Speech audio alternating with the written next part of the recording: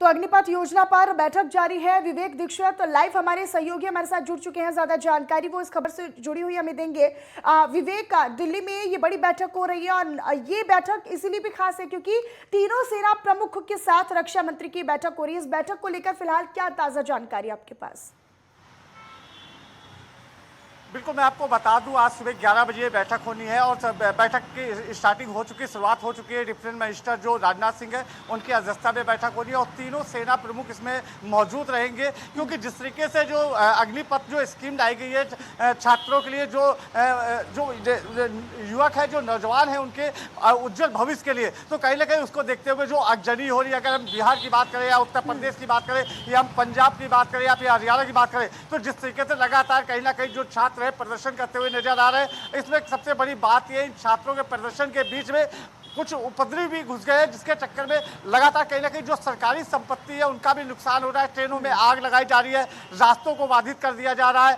कई ट्रेनें भी इस समय, अगर हम बात करें, 200 से ज़्यादा ट्रेनें रद्द हो चुकी है। अगर हम बात करें 300 से ज़्यादा ट्रेनें प्रभावित है क्योंकि लगातार जो प्रदर्शन चल रहा है छात्रों का, उनको शांतिपूर्वक करने की अपील भी की गई है। हालांकि अगर हम कल की बात करें मनीषा, तो कल रक्षा मंत्री राजनाथ सिंह ने खुद अपील की थी कि शांति बनाए रखें क्योंकि जिस तरीके से उज्जवल भविष्य के लिए जो अग्निपथ की योजना लाई गई, वो जो युवाओं का उज्जवल भविष्य है उसको देखते हुए ये अग्निपथ की योजना लाई गई थी। लेकिन हालांकि जिस तरीके से प्रदर्शन हो रहा है उसको देखते हुए कहीं ना कहीं सरकार जो कड़े फैसले ले रही है। उसके बाद जो बैठक चल रही है,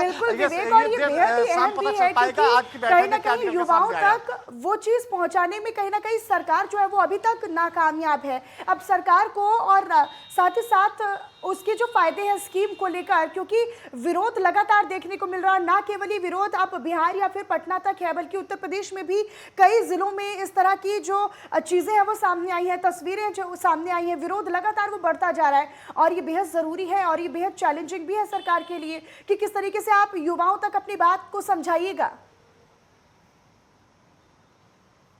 बिल्कुल, मैं आपको बताना चाहूंगा जिस तरीके से सरकार समझाने का प्रयास कर रही है। हालांकि जिस तरीके से उत्तर प्रदेश हो या पूरा पंजाब या बिहार की बात करें, तो कहीं ना कहीं एक तरीके से भ्रम भी फैलाया जा रहा है, छात्रों में भ्रम फैलाया जा रहा है। तो कहीं ना कहीं युवाओं को समझने की जरूरत है। जो ये योजना अग्निपथ लाई गई है, तो कहीं ना कहीं युवाओं के उज्जवल भविष्य के लिए लाई गई है। हालांकि उसमें सबसे बड़ी बात यह है कि उसमें पेंशन भी बढ़ेगी। 4 साल की जो बात कही गई उसे 5 साल बढ़ा दिया गया और सबसे बड़ी बात है जो आयु सीमा है उसको 3 साल और बढ़ा दिया गया। तो कहीं ना कहीं जो सरकार है समझाने का प्रयास कर रही है, लेकिन जो भ्रम है वो फैलता ही नजर आ रहा है। हालांकि अगर हम बात करें जिस तरीके से सरकार, हो सकता है सरकार समझा ना पा रही हो, जिस तरीके से किसान आंदोलन हुआ था उसमें भी सरकार समझाने में नहीं समझा पाई थी। कहीं ना कहीं उसको देखते हुए कहीं ना कहीं लोगों को लग रहा है कि ऐसा हो सकता है कि जो अग्निपथ योजना जो स्कीम लाई गई है वो शायद वापस हो जाए, जिस तरह से किसान आंदोलन वापस हुआ था। बिल्कुल विवेक, और ऐसे में अब क्या पूरी कार्य योजना रहेगी, किस तरीके से लोगों को समझाया जाएगा,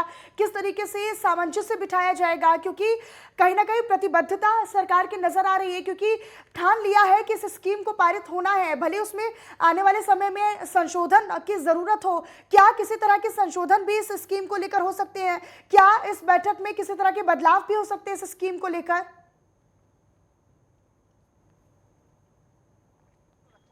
बैठक चल रही है क्योंकि आज बैठक सुबह 11 बजे से स्टार्ट हुई थी। इसमें तीनों सेना प्रमुख इसमें मौजूद हैं और सबसे बड़ी बात यह है कि इसमें कई अहम फैसले भी निकल के आएंगे। हो सकता है कि शायद जो अग्निपथ योजना आई है इसमें कुछ संशोधन भी किया जाए। हालांकि जिस तरीके से युवा इसको समझने के लिए तैयार नहीं, क्योंकि अगर हम बात करें कि अगर हम देखें सुबह का जो समय होता है, अगर हम गाँव देहात निकल जाए तो गाँव में किस तरीके से सुबह से मेहनत करते हैं। सुबह 4 बजे से युवा दौड़ना स्टार्ट करते हैं, एक्सरसाइज करते हैं। उनकी एक उम्मीदें रहती है कि हम फोर्स में जाएंगे, हम देश की सेवा करेंगे। हालांकि जिस तरीके से एक दूसरा रूप नजर सामने आ रहा है, तोड़फोड़ हो रही है, यही छात्र हैं जो देश की रक्षा की बात करते हैं वही दूसरी तरफ तोड़फोड़ कर रहे हैं। तो कहीं ना कहीं इसमें छात्रों के प्रदर्शन में कुछ उपद्रवी भी शामिल हो चुके हैं। तो कहीं ना कहीं भ्रम फैलाने का भी काम किया जा रहा है। तो लेकिन युवाओं को समझने की जरूरत होगी कि जो उज्जवल योजना आई है वो युवाओं के भविष्य के देखते हुए उज्जवल सरकार लेके आई है।